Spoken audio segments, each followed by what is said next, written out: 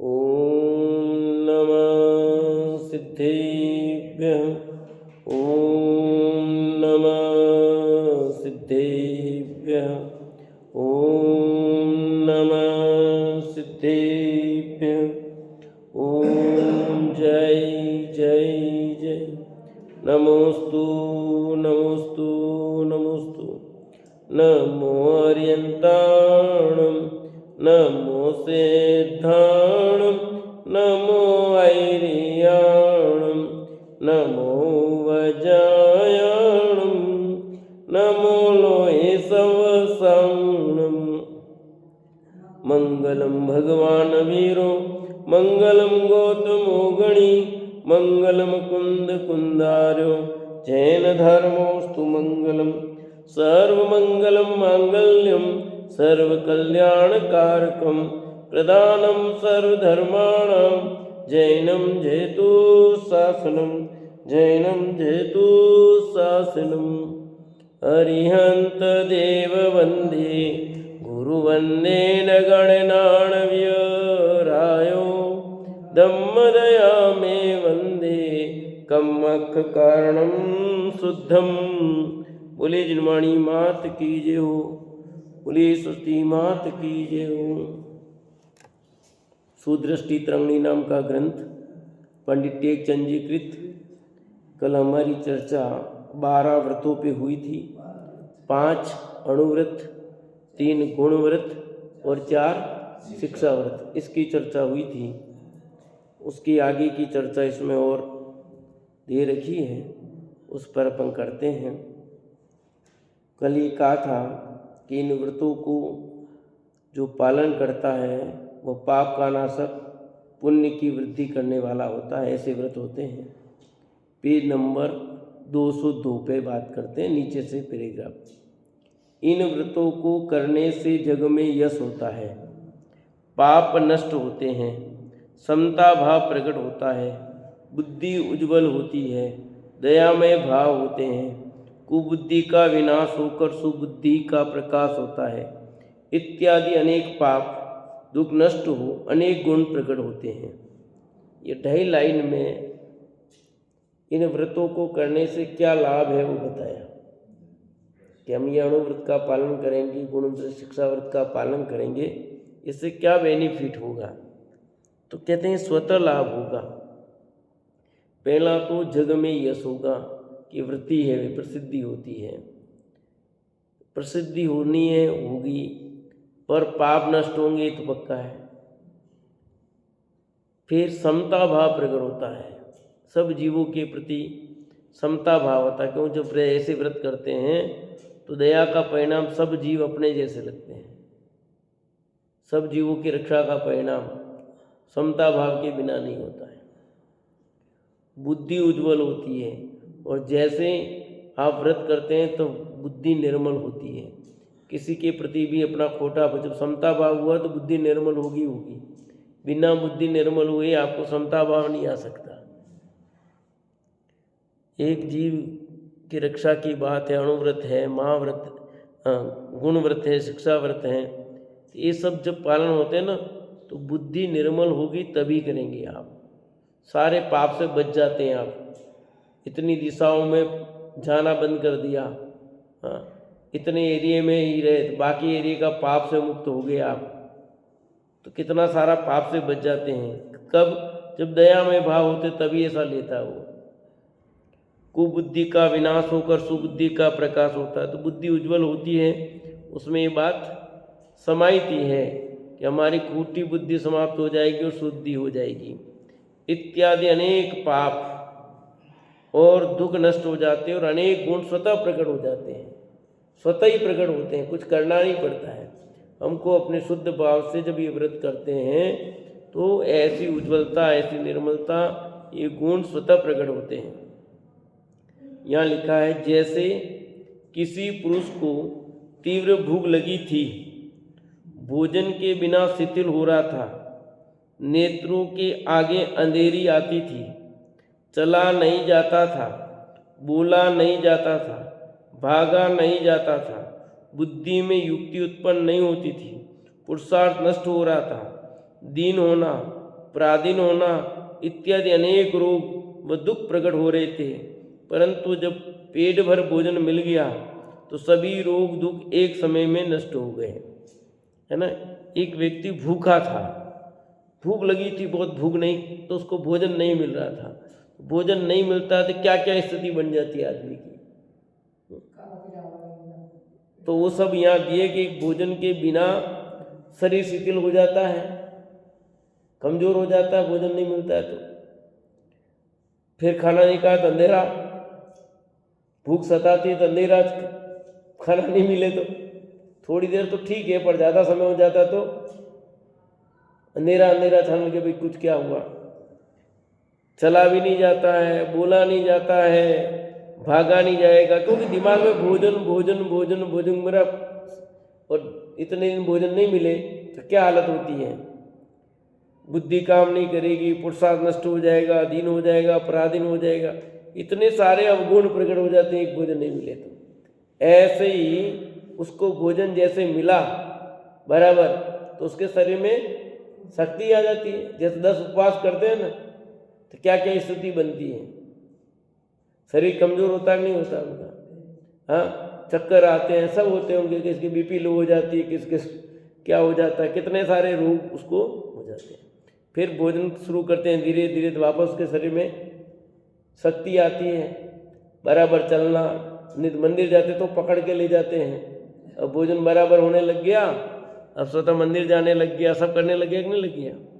ऐसे यहाँ समझाते हैं। उसी प्रकार विवेकी को उत्तम सम्यक ज्ञान होने से सुव्रत रूपी भोजन मिलते ही कुभाव रूपी अनेक दुख, खोटे व्रत रूपी वेदना आदि सभी नष्ट हो गई है, जिससे अनेक शुभदायक भाव होते हैं, अनेक युक्तियाँ उत्पन्न होने लगती है। उससे तत्वों का भेदाभेद रूप विचार कर अपना कल्याण करता है। ऐसा जानकर विवेकियों को अनेक प्रकार से विचार कर सुख के लोभी, धर्म के इच्छुक, अनेक मतों के रस देखकर जिसमें शुभ दया भाव सहित उज्ज्वल आचार सहित व्रत है उन्हें करना योग्य है। जिन व्रतों को करने से पाप नष्ट होते हैं वे व्रत उत्तम है, और जिन व्रतों को करने से पाप होते हैं उन्हें त्यागना ही योग्य है। व्रत करने से कैसे कैसे लाभ हो जाएगा कि पहले भोजन नहीं मिलने से हानि और भोजन मिलने से कैसे लाभ हुआ। ऐसे व्रत कर दिए तो क्या लाभ हुआ कि सुव्रत रूपी भोजन मिलते ही, क्या लिखा, सुव्रत को किसकी उपमा दिए हैं, भोजन की, कि सुव्रत रूपी भोजन मिला तो उसके अनेक कुभाव नष्ट हो गए, खोटे व्रत खत्म। सुव्रत करेगा तो कुव्रत नहीं करेगा, उसके सुखदायक भाव होते हैं, अनेक युक्तियाँ उसको सूझने लगती है, तत्वों का भेदाभेद होगा तभी उसके व्रत होते हैं सुव्रत, और तत्वा का भेद नहीं हो तो सुव्रत नहीं हो सकते। तो उसको तत्वों का भेदाभेद रूप विचार आने लगा और अपना कल्याण करता वो। ये सब कौन करता है, विवेकी जन करते हैं, अनेक प्रकार के विचार करते हैं। फिर लिखा सुख के लोभी किसके लोभी, मोक्ष मार्ग प्रकाशक में लिखा धर्म के लोभी, आचार्य महाराज के लिए।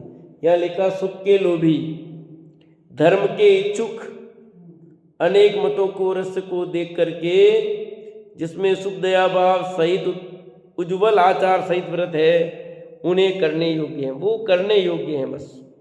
बाकी जो खोटे हैं, जिन व्रतों को करने से पाप नष्ट होते हैं वो करो, जिन व्रतों को करने से पाप नष्ट नहीं होते और बनते हो उन व्रतों को नहीं करना।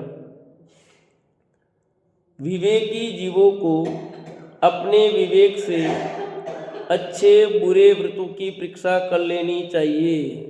क्या लिखा, विवेकी जीवों को क्या करना चाहिए कि जो मैं व्रत कर रहा हूँ वह वास्तव में योग्य है या नहीं है, वह सुव्रत है कि कुव्रत है। आप कर तो रहे हो व्रत, पर व्रत करो और सही फल नहीं मिले तो क्या फायदा। आप भोजन करते हो तो उस समय निर्णय करते हो कि नहीं करते हो कि भोजन योग्य है कि नहीं है। यदि भोजन योग्य नहीं करोगे तो नुकसान करेगा ना शरीर में। आपके लिए एक व्यक्ति के लिए भी योग्य हो, दूसरे के लिए नहीं हो। तो आप अपने योग्य भोजन को करते हो ना, ऐसे सुव्रत से लाभ होगा, कुव्रत से लाभ नहीं होगा। तो हम जो व्रत करने जा रहे हैं वो कैसा है, हमारे लिए लाभप्रद है कि नहीं, ये निर्णय करना चाहिए। कोई कहे कि हमारा व्रत अच्छा भला है तो मात्र ऐसा किसी के कहने से ही व्रत नहीं ले लेना। किसने कहा हमारा व्रत करो बढ़िया रहेगा, लाभ होगा, हाँ कि ये व्रत करो, ये करो, ये करो। किसने कहा कि भोजन हमारा बढ़िया है, पर आप उसके कहने से भोजन कर लोगे हैं? जैसे मान लो लहसुन प्याज की सब्जी बघारी है, बढ़िया करने किलो कर लो, आप कर लोगे कि नहीं करोगे? कि नहीं करोगे, हमारे योग्य नहीं है वो। तुम्हारे लिए कितनी टेस्टी हो सकती है, पर हमारे लिए वो टेस्टी नहीं है, हमारे लिए योग्य नहीं है वो सब्जी दाल, एक नहीं। कि तुम एक बार खा के तो देखो कि हमारे योग्य ही नहीं है। एक बार नहीं, दो बार भी नहीं, बिल्कुल रत्ती भर भी हमारे योग्य नहीं, हम नहीं खाएंगे। ऐसे कोई व्रत कहे, ऐसे एक बार करके तो देखो कि हमारे योग्य ही नहीं है वो, तो हम क्यों करें ऐसे व्रत? पर लोग कुछ भी कर लेते हैं कि कर लो, इसमें व्रत में क्या जाता है, अपने क्या जा रहा है, मंगलवार का कर लो, शुक्रवार का कर लो, ये वार कर लो। लोग कहते हैं हम कर लेते हैं। अरे कौन से वार का करना भैया? करना चाहिए व्रत, पर कौन से व्रत करना, किसके लिए करना, कोई निर्णय ही नहीं है। आज मेरे रविवार का व्रत है, आज मेरे सोमवार का व्रत है, कोई कहता आज मेरे मंगलवार का व्रत है, आज मेरे शुक्रवार का व्रत है, आज मेरे शनिवार का व्रत है। तुम कौन सा व्रत कर रहे हो, किसके लिए कर रहे हो, कुछ निर्णय नहीं है। उससे तुम्हारे पाप नष्ट नहीं होंगे, बिल्कुल नहीं होंगे। तुम ऐसे ही भूखे रहना रहो, हम तो भाई एक समय भोजन लेंगे भैया, व्रत व्रत कुछ नहीं है, तो कोई बात नहीं। सभी अपने अपने को अच्छा ही कहते हैं, ये जगत की पद्धति है। देखो अपनी माँ को डाकण कौन कहे, बताओ हैं? अपनी माँ को डाकण कौन कहेगा? कोई नहीं कहेगा भाई। जिस दुकान सामान लेने जाओ अपना माल अच्छा ही कहेगा ना, कौन खराब कहेगा? जिस दुकान पर साड़ी लेने जाते हो देखो एक से एक ये बढ़िया, ये बढ़िया, ये बढ़िया, वो खराब कहेगा ये साड़ी खराब है। तो ऐसे व्रत जिसको करते हैं वो सब अच्छे ही कहेंगे, पर निर्णय तो आपको करना है कि कौन अच्छा है कौन खराब है। परंतु विवेकी जो व्रत परीक्षा करके ग्रहण करे वही सच्चा व्रत है। विवेकी व्रत करने में भी परीक्षा लिखी है, व्रत करने में भी परीक्षा करनी चाहिए कि हाँ इसमें संभव है कि आप ये सही है कि नहीं है, सुव्रत है कि कुव्रत है, परीक्षा करके। हाँ, क्योंकि इसमें बहुत जरूरी है। जिसमें परीक्षा संभव नहीं उसमें करने को का ही नहीं है, जिसमें परीक्षा संभव है उसमें तो करना। तो व्रतों में संभव है कि हाँ उसका निर्णय आपको करना कि इसमें क्या हेतु से किया जा रहा है, क्यों करना है, कैसे करना है, कैसे बताया है, और वो हमारे जिनागम के अनुकूल है कि नहीं। कहीं मिथ्यात्व का पोषण तो करने वाला नहीं है। जो मिथ्यात्व का पोषण करता हो वो व्रत करने योग्य नहीं है, सीधी सच्ची बात है, वे सब कुव्रत है। जैन धर्म में भी आपको किसने ऐसा कोई कहता हो और इसलिए उसमें मिथ्यात्व का पोषण होता है तो वो जिन धर्म का व्रत नहीं है, वो जिन धर्म का व्रत ही नहीं है। उसने कपोल कल्पित कुछ भी मिला लिया वो अलग बात है, या उसने गलत व्याख्या कर दी उसकी, कुछ न कुछ तो गड़बड़ है। जैन दर्शन के सभी व्रत सम्यक्त का पोषण करने वाले होते हैं, मिथ्यात्व का पोषण करने वाले नहीं होते हैं। न गृहीत मिथ्यात्व न अगृहीत मिथ्यात्व, दोनों ही मिथ्यात्व का पोषण नहीं करते। जिन धर्म के व्रत की ऐसी ताकत है, ऐसी शक्ति है उनमें, तभी तो जाके इतने लाभ होंगे, नहीं तो लाभ थोड़ी होने वाले। इतने सारे जो लाभ बताए हैं कि जगत में यश होगा, पाप नष्ट होंगे, समता भाव आएगा, दया भाव होगा, कुबुद्धि नष्ट होगी, ये सब सुव्रत का फल है, कुव्रतों का फल नहीं है। और यहाँ उदाहरण दे करके समझाते हैं। जैसे गुदड़ी यानी पुराने बाजार में अनेक प्रकार के रत्नादि बिकते हैं, वहाँ कोई तो सच्चे रत्न लिए खड़े हैं, कोई झूठे रत्न लिए खड़े हैं। वे सभी ग्राहक को अपना अपना रत्न सच्चाई कहते हैं, क्योंकि बेचने वाला तो ऐसा ही कहता ही है परंतु लेने वाले को स्वयं सावधानी पूर्वक परीक्षा कर ही लेना योग्य है, किसी के कहने में नहीं आना चाहिए। उसी प्रकार धर्म की दुकानें अनेक हैं। देखो क्या लिखा, धर्म की दुकानें अनेक हैं। पंडित साहब लिख रहे हैं, देख लो। अपने अपने व्रत को सभी उत्तम मानते हैं, परंतु धर्मात्मा जीव अपनी बुद्धि के द्वारा परीक्षा करते हैं। जो शुद्ध दया सहित व्रत है उन्हें ही करना। उनका स्वरूप पर क्या है, अनेक शुभ हैं तथा अनेक अशुभ हैं। इनकी परीक्षा हेतु अनेक व्रतों का लक्षण का है, अतः परीक्षा करके करना। इनका विशेष आगे व्रत प्रतिमा में कहेंगे, वहाँ से जानना। अब इन व्रतों के बारे में चर्चा करेंगे आगे, और व्रत प्रतिमा में तब आपको बताएंगे। यहाँ इतनी बात क्लियर कर दी। जैसे बाजार में व्यक्ति रत्न बेचते हैं तो दोनों प्रकार के व्यापारी मिलते हैं, खोटे वाले भी और सही वाले भी। आप सामग्री लाते ना, गहने आभूषण, तो मार्केट में दोनों आभूषण मिलते कि नहीं मिलते बताओ? एक तो सोने के चांदी के भी मिलते हैं और बेंटेक्स के भी मिलते हैं। 1 ग्राम सोना 2 ग्राम सोने वाले भी मिलते हैं। आप कहा जा रहा है सोना आभूषण, वो भी लिख रहा है ज्वेलरी की दुकान, उसकी भी है आपकी भी। अब आपको क्या खरीदना है, कैसे खरीदना है, निर्णय आपको करना है। पर आजकल क्या करते हैं लोग, खोटा माल खरीदते कि नहीं खरीदते? खोटा करोगे तो खोटा जैसा ही होना है, सही माल खरीदोगे सही माल का पैसा देना पड़ेगा। और वो इतना सस्ता दे रहे हो, आप इतना महंगा दे रहे हो, कितना अंतर है? अंतर क्या, माल ही खोटा है। सोना 1 तोले की रेट 65,000 रुपये है और वो तुमको मिल जाएगा 500 रुपये में। 500 रुपये में तो बढ़िया मिल जाएगा तुमको, 5 तोले मिल जाएंगे, समझे? तांबा है, तांबे के ऊपर तो तांबा 1 तोले का कितना रुपया लगना है? 500-600 रुपये किलो होगा, तांबा 1000 रुपये किलो है ना। तो वो क्या भाव है, तो सोना क्या भाव है? इसलिए निर्णय तो आपको करना पड़ेगा भैया। तो हम जो व्रत करेंगे वो व्रत सत्य है कि नहीं है, झूठ है तो बिल्कुल नहीं करना, परीक्षा करके ही करना। लोक में अनेक प्रकार की मान्यता बताएगी, ऐसा करोगे तो ये हो जाएगा, ऐसा करोगे तो ये होगा, ये करोगे तो ये होगा। लोक में बहुत प्रकार के बताए व्रत, और हम सब लोभी हैं, वर्तमान का लाभ देखते हैं खाली। 8% लाभ, अभी हो जाए काम, चलो एक बार तो हो जाए। हम क्षणिक लाभ देखते हैं, स्थायी वास्तविक लाभ नहीं देखते हैं। पर ये क्षणिक लाभ कितना हानिकारक है ये पता नहीं है, कितना नुकसान करेगा ये नहीं देखते हैं।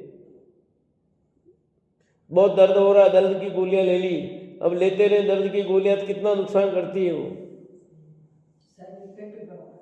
बहुत नुकसान करती है, ठीक है ना। अब दर्द नहीं लेता हूँ मैं, तो बहुत नहीं लेता हूँ गोलियां में। अब इतनी गोलियां नुकसान कितनी कर रही है वो, और आगे और लेते रहेंगे तो कितनी नुकसान करेगी। इससे दर्द नहीं, दर्द को सहन और दूसरी कुछ दवाई लो शुद्ध, जिससे भी काम हो। ऐसे ही ये जगत का जीव अपने तात्कालिक जो तकलीफ होती है, उसने कहा ये तकलीफ इसके लिए ये व्रत करो, इस तकलीफ के लिए व्रत करो, वो कर लेता है। ये नहीं सोचता है कि इससे क्या हानि होने वाली है। मिथ्यात्व का बंध होगा भयंकर, अनंत संसार खड़ा होगा, इसकी परवाह नहीं है। अनंत संसार खड़ा नहीं हो, अनंत संसार का अभाव हो, ऐसा व्रत करना, सम्यक व्रत करना। सम्यक व्रत करने से ही लाभ होगा, कुव्रत करने से बिल्कुल लाभ नहीं होगा। तरीका भी सही नहीं करते, सही व्रत भी नहीं करते, और फिर चाहते हैं कि हमें लाभ हो जाए, तो कहाँ से होगा।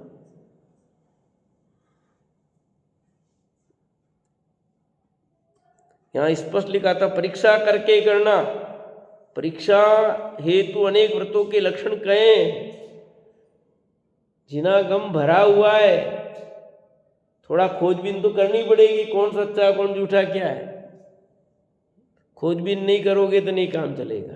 अरे आप मार्केट में मटकी लेने जाते हो तो भी मटकी क्या करते हो, 150-200 रुपये की मटकी खरीदते हो, उसको भी परीक्षा करके लेते हो नहीं लेते हो? उसको ऐसे ही ले लेते हो?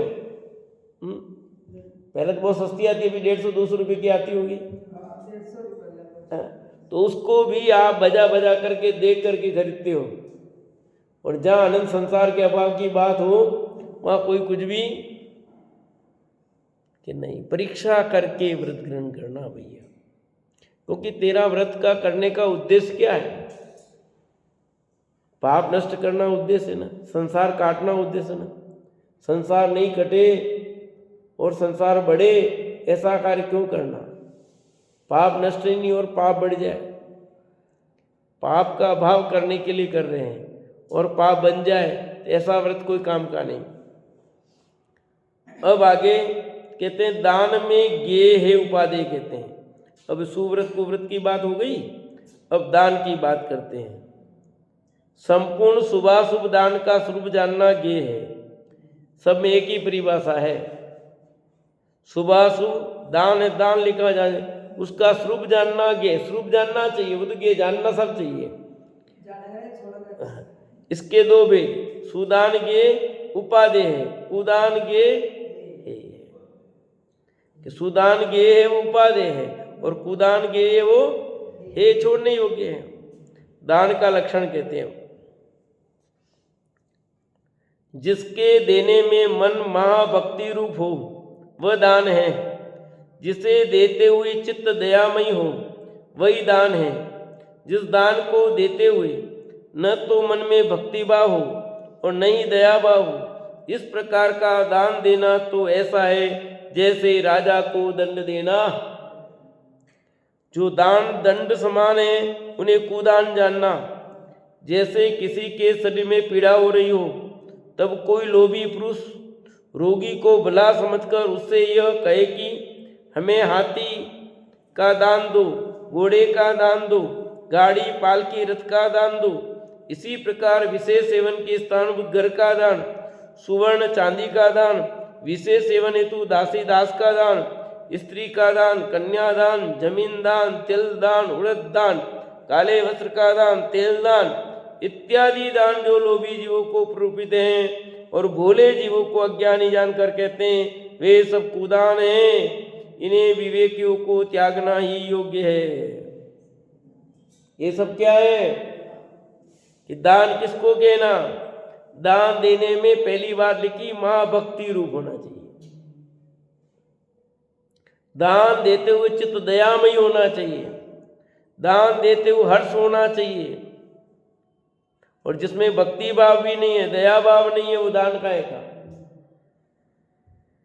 वे तो कुदान है। और कुदान के कितने सारे उदाहरण दे दिए यहाँ पर कि जिस किसी के शरीर में पीड़ा हो रही हो मान लो और कोई कहे तो लोभी पुरुष रोगी को भोला समझकर उसे कहे कि तुम हाथी का दान दे दो भैया तो तुम्हारा रोग दूर हो जाएगा, घोड़े का दान दे दो, बकरी का दान कर ले जाते हैं लोग। ये आते हैं रंगा स्वामी, हाँ तुम्हारे साड़ा साथी बैठी हुई है, तुम्हारी ये है तो गाय का दान करो, बकरी का दान कर दो, ये कर दो, वह ठीक है लोग दे देते हैं, ले जाते हैं वो और बेच देते हैं ना, मार देते हैं, पाप पैसे कमा लेते हैं। कैसे कैसे जगत में लोग हैं और ठगे जाते हैं। ऐसे दान करना, घोड़े का दान, पालकी का, रथ का दान, इस प्रकार विशेष सेवन के बुद्ध घर का दान कर दिया। सुवर्ण चांदी के दान किए तुमने, विशेष दासी दासी का, स्त्री का, कन्या का, जमीन का, तिल का, उड़द का, काले वस्त्र का, तेल का। भाई तेल का दान करो, शनिवार है, तिल का दान करना इस दिन काले उड़द का दान करना भैया। कहते ना ज्योतिष में बहुत सारी चीजें ऐसी बता रखी है, इस दिन ये दान करो, इसका ये करो, तिल का दान करो, जमीन का दान कर दो। तो दान देखो अपने बेटे बेटी आदि को देना दान नहीं है। कि आपने दिया ना तो आपको तो उसमें दिया है, पर आप दान मानते हो तो मिथ्या है। इसी प्रकार रक्तदान, नाम चल गया, नेत्रदान, अंगदान, सब एक उदान है। ये दान नहीं समझना कि खून दिया है, सामाजिक है, प्राणी एक दूसरे को देना पड़ा, दिया वो सहयोग है, पर वो दान नहीं है। पर लोक में उसको दान की भाषा दी गई है? लोक में उसको दान का जो सचमुच दान नहीं है, वो सहयोग है एक दूसरे के लिए। तो देना कि नहीं देना खून है, लेना कि नहीं लेना। देखो सच्चाई कहोगे तो ये नहीं लेना चाहिए ना देना चाहिए, परंतु यहाँ पर अपन अपने शरीर में से दे रहे तो उससे कोई बड़ा हानि नहीं हो रही है। वो मांस भक्षण जैसा दोष बताया है, पर ऐसा नहीं हो रहा है ऐसा जैसे अन्न का शोषण हो रहा हो जीव, वैसा नहीं हो रहा है। परंतु उसको दान नहीं मानना, पहले ये समझना। वो सामाजिक व्यवस्था में सहयोग की बात जरूर है, पर दान, कन्यादान, कन्यादान कर दो। आप अपनी बेटी की शादी कराते हो, कन्यादान करते हो,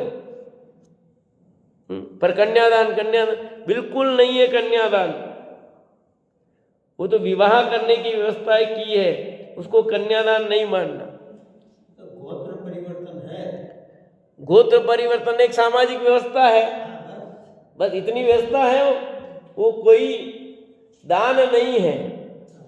यद्यपि एक सामाजिक व्यवस्था सुव्यवस्था की गई है, एक अच्छी व्यवस्था है कि एक व्यक्ति 25 जगह माथा मारता, उसकी जगह एक जगह मारे, एक जीवन अपने ग्रस्त जीवन को धर्म में बिताए, इसकी व्यवस्था है। पति पत्नी का जो रिश्ता है वो सिर्फ काम भोग का संबंध नहीं है, उसके पीछे बहुत सारे रिश्ते हैं। एक सामाजिक व्यवस्था है, उसमें सेवा का भाव है, परोपकार का भाव है, एक दूसरे के प्रति संबंध का भाव है, बहुत सारी बातें हैं वहां।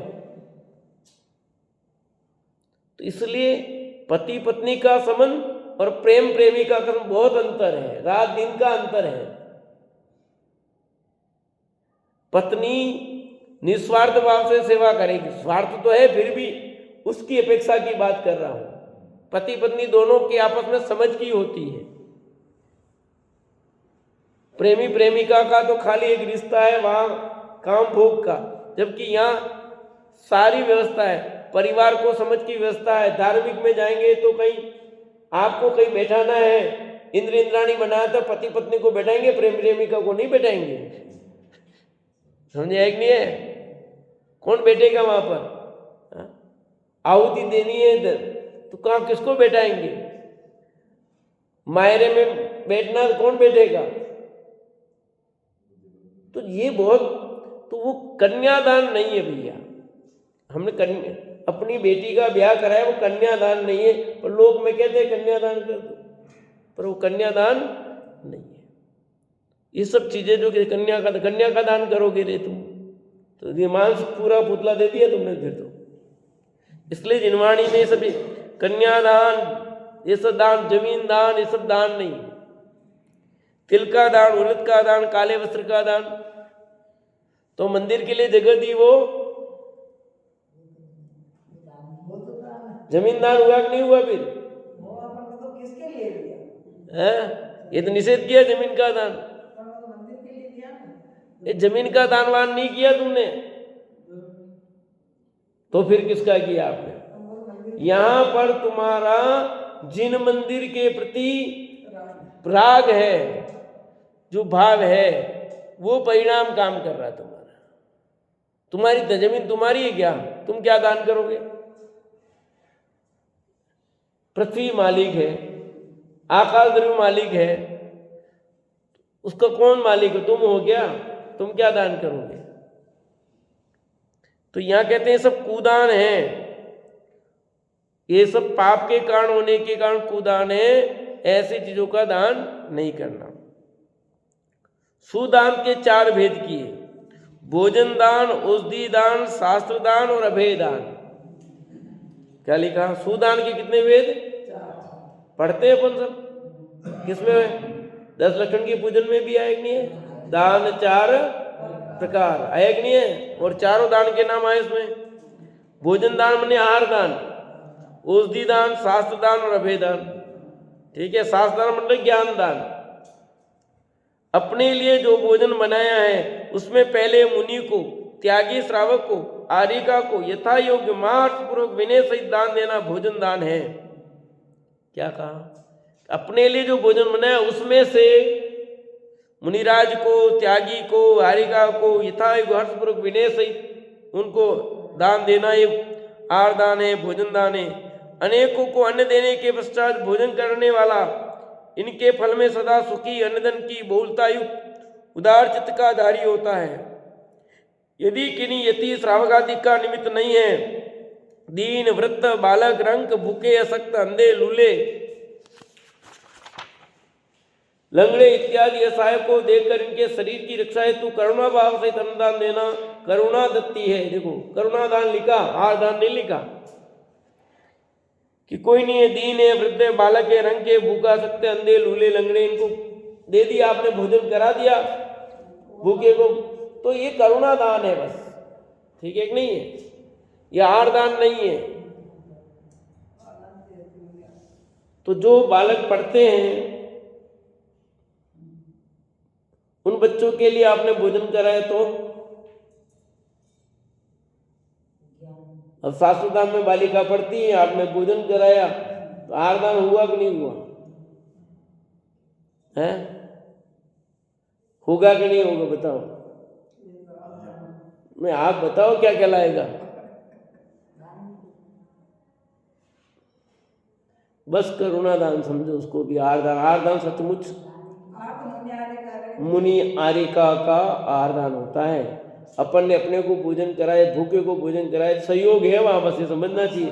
कोई आहार दान नहीं है, सहयोग है। आपने भोजन, बस आपका करुणा भाव था कि हेल्प होनी चाहिए, सहयोग की भावना, सहयोग का भाव है वह, वो आहार दान नहीं है। कहा जाता है भले, पर वो आहार दान नहीं है। आहार दान तो ज्ञानियों को कराया जाए भोजन, ज्ञानियों को भोजन कराया जाता है, वो आहार दान है। मुनिराज को कराया है, आरिका को कराया है, क्षुल्लक को कराया है, कोई श्रावक वृत्ति है उनको कराया है तो है। और बाकी सबको कराते हो जो जिनकी जरूरत है उनको कराया है, वो करुणा दान है। बस उस खाते में डाल दो बस। मुनि, आरिका, श्रावक, त्यागी के शरीर में कष्ट देकर इनके योग्य प्रासुक औषधि देना औषधि दान है। किन्हीं गरीब, रंग, भूखो, दुखिया, बालक, वृद्धादि असहाय निर्धन जीवों को रोग वेदना देकर धर्मात्मा पुरुष अपना मन करुणारूप होने पर उन्हें औषधि बना कर देते हैं, उनकी सेवा सुधा करते हैं। इनके फल में शरीर निरोग होता है। कि ये औषधि दान किनको? प्रासुक लिखा पर ही है। अंग्रेजी दवाइयाँ का दान करते हैं, ये दान नहीं है भाई। मुनिराज तो लेते ही नहीं है, मुनिराज तो ये दवाइयाँ लेते ही नहीं है। आहार के लिए जाते हैं, उस समय कोई योग्य हो तो उस दिन भोजन के साथ दे दी, वो अलग बात है। या अंग्रेजी दवाइयाँ तो कोई लेते ही नहीं मुनिराज, सुनिए नहीं। आरिका, छुल्लिका, एलक, छुल्लक कोई लेते नहीं है। और ज्ञानी, अनुभूति आदि भी दवाइयाँ नहीं लेते ऐसे, क्योंकि जिन दवाइयों के विषय में जानकारी नहीं है वे प्रासुक औषधि की दवाई लेते हैं। आयुर्वेदिक औषधियाँ भी सारी शुद्ध ऐसा मत मान लेना। आयुर्वेद औषधियाँ भी बहुत शुद्ध होती हैं, कईयों में तो सेद सेद सेद सेद और दूसरी कितनी अपक्ष चीज़ें होती है, लहसुन, प्याज, ऐसे बहुत चीज़ें मिली होती हैं। सारी आयुर्वेद दवाइयाँ शुद्ध ऐसा नहीं मानना, वो बल्कि एलोपैथिक से भी अशुद्ध ज़्यादा ऐसी भी है कई दवाइयाँ, तो होम्योपैथिक में भी ऐसे हैं। प्रासुक शुद्ध औषधि लेना देना, कोई रोगी है, व्रती है, अन्य उनको भी हेल्प करना, सब इसमें आ जाएगा। शरीर निरोग, इसके फल में क्या होगा? शरीर निरोग रहेगा आपका। पवित्र भावना से देना औषधि। मुनि, आरिका, श्रावक आदि धर्मात्मा पुरुष के पठन पाठने तो शास्त्र देना शास्त्र दान है। दूसरों से लिखवा कर देना, स्वयं लिख कर देना भी शास्त्र दान है। अन्य भवी जीवों को धर्मोपदेश देकर धर्म के सन्मुख करना, पढ़ाना, भूले भटके प्राणी को सत्य मार्ग पर बताना ही शास्त्र दान है। इसके फल से अतिशय ज्ञान का धारी होता है। एक ग्वाले ने एक शास्त्रदानित्य किया था, कुंद कुंद आचार्य ग्वाले के में क्या किया था उन्हें, उसका कितना बड़ा फल मिला है। तो एक शास्त्रदान का कितना बड़ा फल है कि नहीं। एक जिनवाणी जिसको जरूरत है उसको आपने दे दी है, वो आपका उपकार मानता है। गुरुदेव को ला करके हमेशा मिला, निहाल हो गए कि नहीं हो गए। वो मोक्ष मार्ग प्रकाशन उनको मिला, ला करके दिया, पढ़ करके निहाल हो गए। तो उस जीव का कल्याण हो गया कि नहीं हो गया। उसका हुआ ना। और उनके निमित्त से कितने जीवों का हो गया। तो भाई जिसने ये जिनवाणी है, पढ़ो पढ़ाओ, ये भी ज्ञान दान है।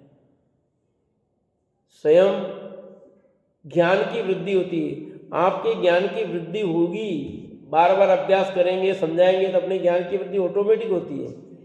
ज्ञानावाणी कर्म का क्षोभसम होता है। तो ये शास्त्र दान करना, पढ़ना है तो पढ़ाना, लिखो लिखवाओ, जो अपने से बने वो काम करना। अन्य जीवों को दुख नष्ट कर सुखी करना। यदि कोई दुष्ट दीनहीन जीवों, पशुओं, मनुष्यों को मारता है तो अपनी शक्ति अनुसार ज्ञान, धन, बल आदि साधन उन्हें बचाना। स्वयं किसी जीव को नहीं सताना, सर्व को सुखी करना। सर्व जीवों के प्रति मैत्री भाव धारण कर सबके सुख की चाह करना अभेदान है। देखो, अपनी शक्ति हो तो कोई मार उसको बचाना, नहीं है तो सबके प्रति दया भाव, अपन नहीं माने किसी जीव को, ये भी अभेदान है। ये अभेदान है। आप किसी जीव की रक्षा करते भी अभेदान, उसको छोड़ दिया। कुत्ते ने आपको काटा, आपने कुत्ते को नहीं मारा, अभेदान है। सांप ने काटा ना, आपने सांप को मार दिया तो दोष है। सांप को नहीं मारा, छोड़ दिया, आपका अभेदान है।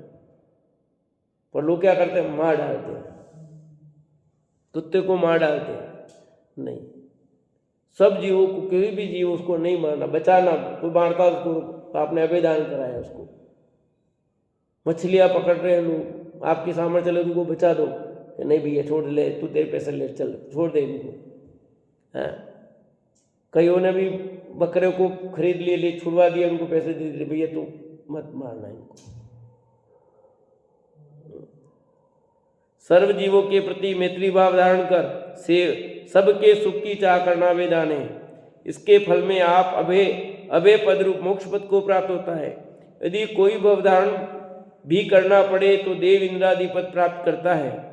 मनुष्य हो तो चक्रवर्ती, त्रिखंडाधिपति, सुभट, महायुद्धा, लंबी आयु का धारक होता है। ऐसा फल अभेदान का जानना। अभेदान का फल बताए। ये 4 प्रकार के दान शुभ दान हैं। ये दान सम्यक दृष्टियों को उपादे हैं। ये दान किसको उपादे हैं, सम्यक दृष्टि को। इसलिए कुदान करना नहीं, सुदान करने से बचना नहीं।